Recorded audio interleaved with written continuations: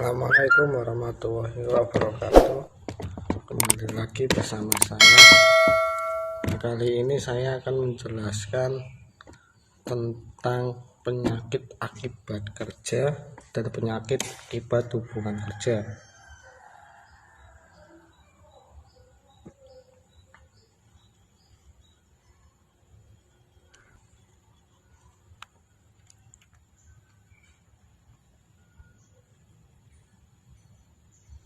Penyakit yang disebabkan oleh pekerjaan, alat kerja, bahan, proses, maupun lingkungan kerja, yaitu dinamakan penyakit akibat kerja.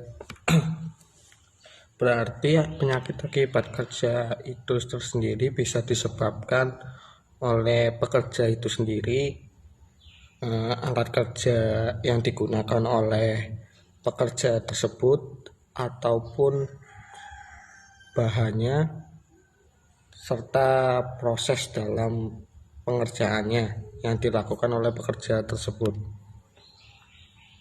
Begitu.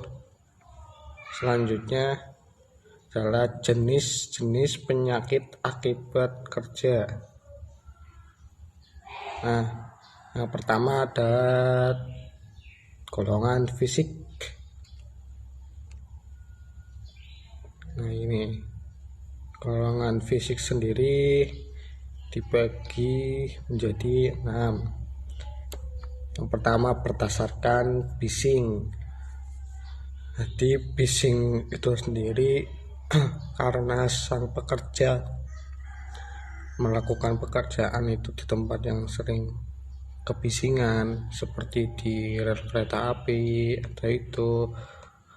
Itu bisa menyebabkan sang pekerja itu mengalami tuli ya. Kemudian ada radiasi. Radiasi sendiri itu biasanya dialami oleh orang perkantoran atau yang sering memegang HP ataupun laptop. Pekerjaannya sering memegang HP ataupun laptop. Itu sendiri menyebabkan penyakit akibat, yaitu bisa di mata. Kemudian ada suhu ekstrim. Suhu ekstrim sendiri ini berbagai macam ya. Itu kalau di otomotif ada suhu ekstrim dari radiator ya. Itu nggak boleh dipegang saat suhu panas. Itu termasuk suhu ekstrim. Karena apa? Bisa melepuhkan tangan ya, ataupun air dari radiator. Kalau yang orang biasa dalam posisi panas, kemudian air radiator terbuka, itu bisa muncrat airnya ya. Oke. Selanjutnya ada vibrasi, penerangan, tekanan udara. Itu adalah golongan fisik. Kemudian ada golongan kimiawi. Semua bahan kimiawi dalam bentuk ini dibagi menjadi 5. Ada debu, larutan, gas, uap ataupun kabut. Kalau di bidang otomotif sendiri itu ada bahan kimia ya, yang biasa digunakan itu seperti minyak rem, itu bati, dan lain-lain. Yang ketiga ada golongan biologi. Itu bisa disebabkan oleh bakteri, virus, ataupun jamur. Yang keempat ada golongan ergonomik. Golongan ergonomik sendiri disebabkan oleh desain tempat kerja. Itu bisa seperti tempat kerja kita itu sempit ataupun kurang leluasa untuk bergerak. Dia ada beban kerja. Beban kerja yang kita lakukan atau kita kerjakan biasanya melebihi kapasitas. Nah, itu bisa menimbulkan penyakit itu bisa nyeri sendi ataupun yang lainnya. Yang kelima ada golongan psikososial. Nah, ini ada stres psikis, ada monotoni kerja, ada tuntutan kerja. Nah, ini psikososial sendiri, ini stres psikis ini biasanya dialami oleh pekerja yang mempunyai masalah kemudian dibawa dalam kerja. Nah, ini yang tidak baik ya, karena apa, pekerjaan yang dilakukan akan ancur-ancuran. Nah, tidak bagus. Kemudian tuntutan kerja ya, itu bisa disebabkan oleh atasan ataupun teman kerja atau target biasanya kalau di perusahaan, sehingga membuat kemampuan kita yang semula A dituntut menjadi B. Nah, itu biasanya menimbulkan psikososial ya, itu bisa stres juga.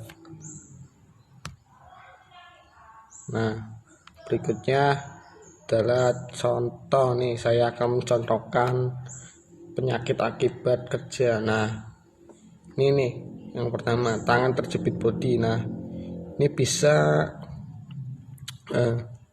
yang pertama ya, kurang fokus yang dilakukan oleh mekanik sehingga pekerjaannya terburu-buru yang mengakibatkan ini tangan bisa terjepit. Nah, ini bisa dikatakan dalam golongan psikososial. Nah, ini stres psikis sehingga pekerjaan yang dilakukan kurang baik. Ini juga termasuk tuntutan kerja. Mungkin dari rekan ataupun dari atasan yang meminta untuk kerjanya lebih cepat, kemudian dia melakukannya terburu sehingga menimbulkan penyakit. Nah, ini penyakitnya bisa patah tulang ataupun yang lainnya.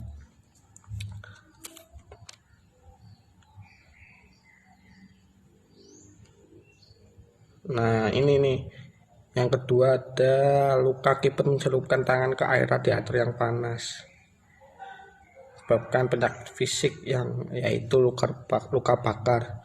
Nah, ini termasuk penyakit fisik suhu ekstrim ya, karena panas kita pegang. Nah, itu. Oke, selanjutnya penyakit hubungan kerja.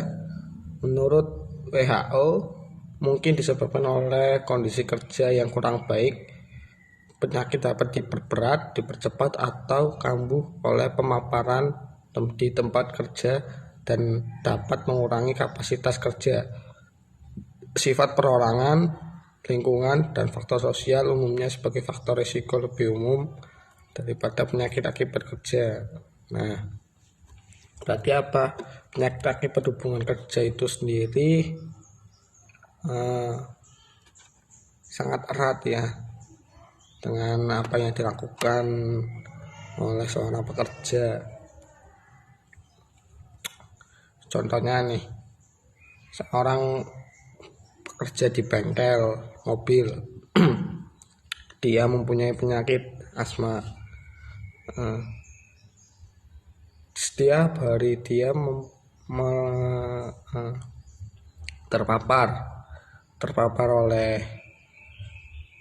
gas ataupun oleh asap dari kendaraan, sehingga asma dia cepat atau kambuh. Karena itu bisa disebut oleh penyakit akibat hubungan kerja. Nah, seperti itu. Nah, penyakit hubungan kerja sendiri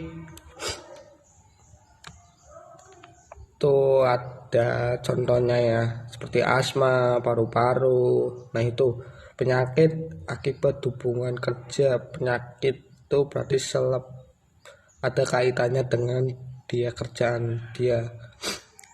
Nah, ini saya contohkan ya yang lebih gampang. Nah, ini seorang mekanik ya, ataupun dia sedang melakukan pengecekan air aki. Nah, ini termasuk penyakit akibat hubungan kerja karena apa? Dia terlalu dekat dalam melakukan pengecekan sehingga secara tidak langsung hidung dia menghirup